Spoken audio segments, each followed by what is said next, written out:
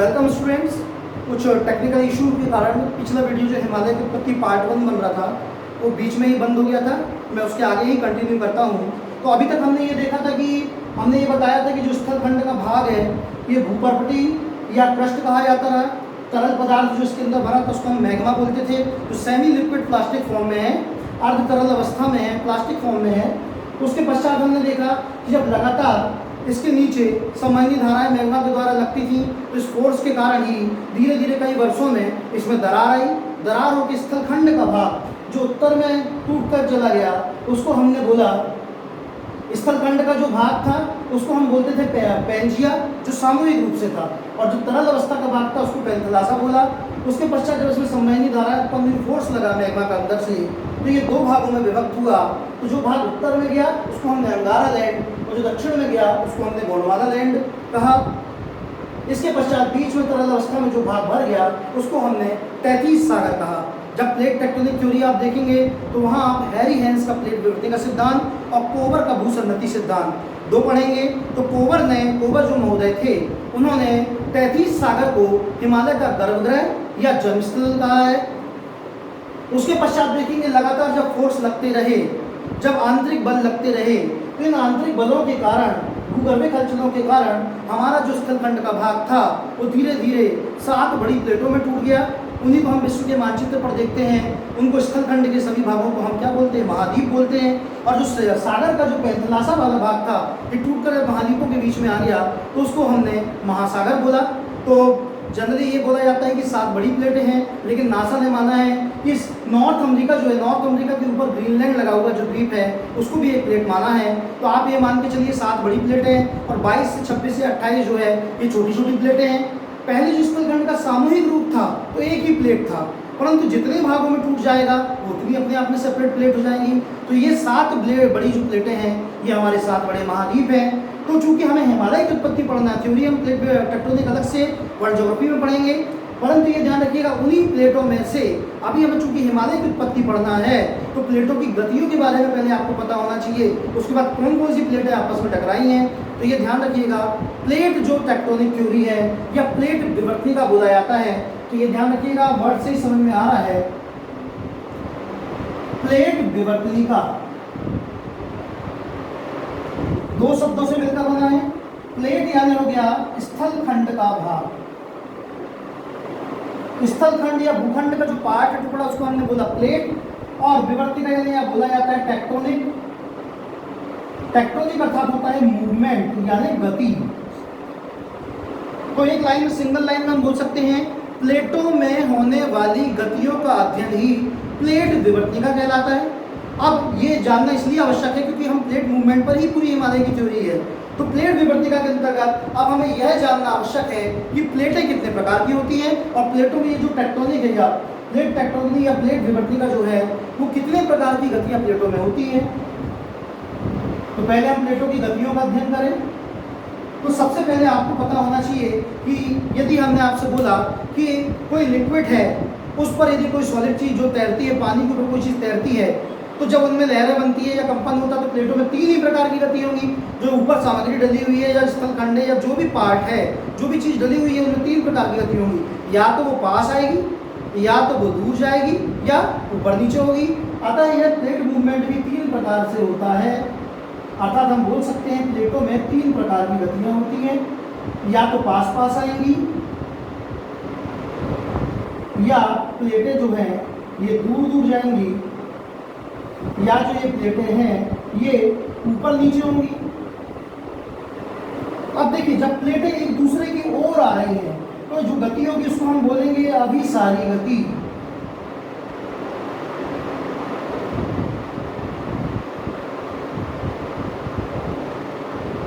जब प्लेटें दूर दूर जा रही हैं उसे हम बोलेंगे अपसारी गति। जब प्लेटें ऊपर नीचे हो रही हैं, गति कर रही हैं, तो इनको हम बोलेंगे रूपांतरित प्लेट। देखिए प्लेटों की स्टडी तो हम अलग से वर्ल्ड ज्योग्राफी के टॉपिक में प्लेट टेक्टोनिक थ्योरी में पढ़ेंगे, लेकिन चूंकि हमें हिमालय समझने से पहले ये आवश्यक है क्योंकि जो है अभिसारी गति का ही परिणाम है हिमालय। तो पहले हमें प्लेटों के बारे में बेसिक नॉलेज होना चाहिए। तो हमने आपसे चर्चा की कि जब प्लेटों में गति आपस में एक दूसरे की ओर हो रही है तो अभिसारी, जब दूर दूर जा रही है तो अपसारी, और जब ऊपर नीचे गति कर रही है तो रूपांतरित है। तो इसी अभिसारी गति का परिणाम है हिमालय। हिमालय का जो निर्माण हुआ है वो इसी अभिसारी गति के फलस्वरूप हुआ है। आप देखेंगे भी यानी भीतर, जब प्लेटें भीतर की ओर आ रही है एक दूसरे की ओर तो क्या होंगी, आपस में टकराएंगी, पर्वतों का निर्माण होगा। अपसारी, दूर दूर जा रही हैं आपकी प्लेटें, अब इस रूपांतरित प्लेट एक दूसरे के ऊपर घर्षण कर रही हैं। इन तीनों ही स्थिति में क्या होगा, इनके बीच में फोर्स लगेगा। इस फोर्स के फलस्वरूप क्या होते हैं, अर्थक्वेक आते हैं या भूकंप आते हैं। अब जो हमारा मेन टॉपिक है हिमालय की उत्पत्ति, अब हम अपने टॉपिक पर पहुंचते हैं, क्योंकि हमें ये चीज़ पता चल गई प्लेट क्या होती है, प्लेट विवर्तिका क्या होती है, अभिसारी प्लेट क्या होती है। हिमालय की जो उत्पत्ति का निर्माण हुआ है वो इसी अभिसारी प्लेट का परिणाम है। तो आगे चल के हम देखते हैं अब हिमालय का निर्माण कैसे हुआ, कैसे हिमालय बना।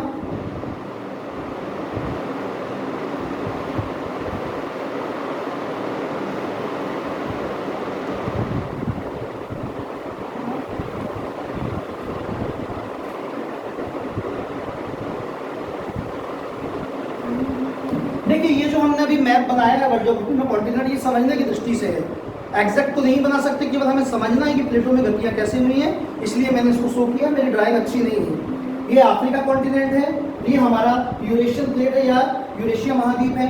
यूरेशिया यानी यूरोप, रूस और एशिया। अब हमने पर्टिकुलर एक एक कॉन्टिनेंट को एक प्लेट बोला है, चूंकि ये अफ्रीका महाद्वीप है तो इसको हमने बोला। देखिए सबसे पहले ये कॉन्टिनेंट को समझने से पहले आपको ये भी पता होना चाहिए, हमने आपको बताया था कि ये पोर्शन जो है टूटा। तो आप बुक्स में पढ़ते हैं कि हमारे भारत का प्रायद्वीपीय भारत जो है, दक्षिण भारत है, ये प्राचीनतम गोंडवाना लैंड का भाग है। तो अभी हमने क्या पढ़ा, गोंडवाना लैंड क्या कहाँ था आपका, दक्षिण में था, अर्थात हमारा भारत का जो प्रायद्वीपीय क्षेत्र था वो दक्षिण में रहा होगा। तो ध्यान रखिएगा इस दक्षिण वाले पार्ट में, इस पार्ट में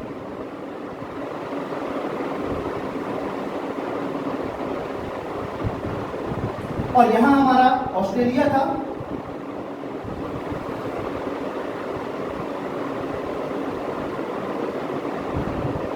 ये हमारा भारत था, यानी इंडिया बोल सकते हैं।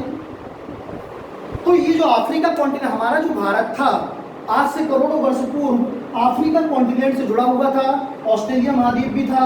अर्थात इस प्लेट को हमने बोला अफ्रीका महाद्वीप, या तो आप बोल सकते हो अफ्रीकन प्लेट, क्योंकि अफ्रीका से जुड़ा हुआ है, या आप इसको बोल सकते हो इंडो ऑस्ट्रेलियन प्लेट, क्योंकि इंडिया और ऑस्ट्रेलिया की प्लेट जुड़ी हुई थी। इंडो ऑस्ट्रेलियन प्लेट आज से करोड़ों वर्ष पूर्व हमारे भारत का प्रायद्वीपीय भारत या दक्षिण भारत का जो क्षेत्र था वो अफ्रीका महाद्वीप का पार्ट हुआ करता था, और हमारी ऑस्ट्रेलियन प्लेट भी जुड़ी हुई थी। तो या तो उसको हम अफ्रीकन प्लेट बोलेंगे या हम इसको इंडो ऑस्ट्रेलियन प्लेट बोल सकते हैं। अब देखिएगा जब हम क्लाइमेट वाला पोर्शन पढ़ेंगे तो आपको ये सब चीज़ें प्रूफ होंगी कि हम अफ्रीका से कैसे जुड़े हुए थे, क्यों हमारे यहाँ ही एशियाई शेर पाए जाते हैं, तो आगे डिस्कस करेंगे। अभी मैंने हिमालय समझना है हमें। तो ये हमारी इंडो ऑस्ट्रेलियन प्लेट है, ये हमारी यूरेशियन प्लेट है। तो ये हमने इनको प्लेट बोल दिया कि अफ्रीकन प्लेट, और ये इंडो ऑस्ट्रेलियन यूरेशियन प्लेट। यहाँ तक क्लियर हुआ कि हमारा जो भारत है वो अफ्रीका महाद्वीप से जुड़ा, या तो अफ्रीकन प्लेट या इंडो ऑस्ट्रेलियन प्लेट, एक प्लेट ये हो गई,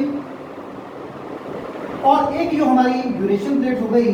तो हमने आपको अभी बताया कि जब दो प्लेटें आपस में एक दूसरे की ओर गति करती हैं तो ऐसी प्लेटों को हम अभिसारी गति बोलते हैं या अभिसारी प्लेट बोलते हैं। आप देख रहे हो यहाँ से अफ्रीकन प्लेट या इंडो ऑस्ट्रेलियन प्लेट, और यहाँ से यूरेशियन अर्थात यूरोप, रूस और एशिया, ये प्लेट ये एक दूसरे की ओर गति की।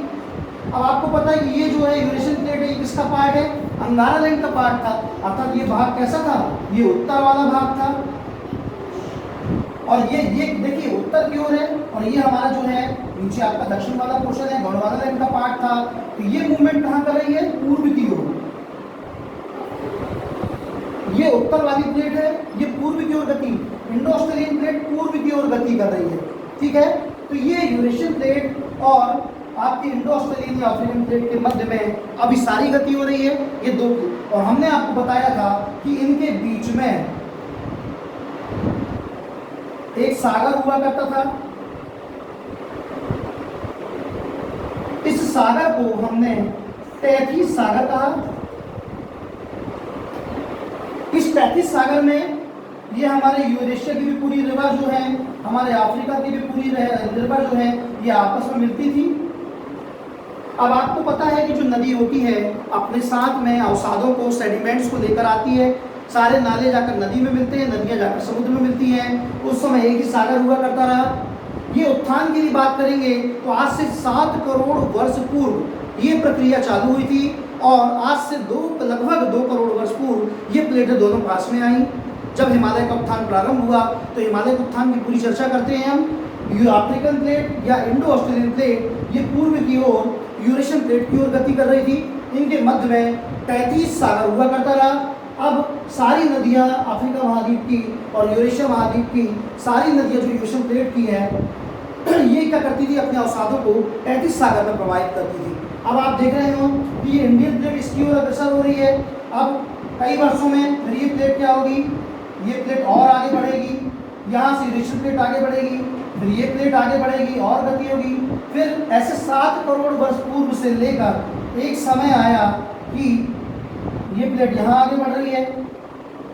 2 करोड़ वर्ष पूर्व ये दोनों जो प्लेट है, यूरेशियन और आपकी इंडो ऑस्ट्रेलियन प्लेट या अफ्रीकन प्लेट, एक दूसरे के बिल्कुल करीब आ गई। अब आप देख रहे हैं कि इनके बीच में 33 सागर था। पहले 33 सागर का विस्तार बहुत ज़्यादा था। एग्जाम्पल के तौर पे आपके घर में आपने सीमेंटेड नाली बनाई है, अच्छी चौड़ी नाली बनाई है। धीरे धीरे धीरे आपकी नाली जब नहीं रहती तो खाली रहती, साफ रहती है। धीरे धीरे जब आप उसमें पानी बहाना चालू करते हैं, उसमें सेडिमेंट या अवसाद कचड़े होते हैं, तो धीरे धीरे उसकी चौड़ाई कम होती जाती है। कचड़ा इकट्ठा होता है तो पानी थोड़ा सा निकलना चालू होता है और दोनों ओर से कचड़ा पास पास इकट्ठा होता है। और एक समय आता है कि वो जब कचड़ा जाम हो जाता है तो नाली बंद हो जाती है और पीछे से जब पानी फोर्स मारता है तो कचड़ा जो क्या होता है आपका ऊपर की ओर उठता है। ये एक सिंपल थ्योरी केवल समझाने के लिए है, क्योंकि आपको यहाँ पर यही चीज़ हो रही है। यहाँ से ये प्लेट आगे बढ़ रही है, यहाँ से यूरेशियन प्लेट आगे बढ़ रही है।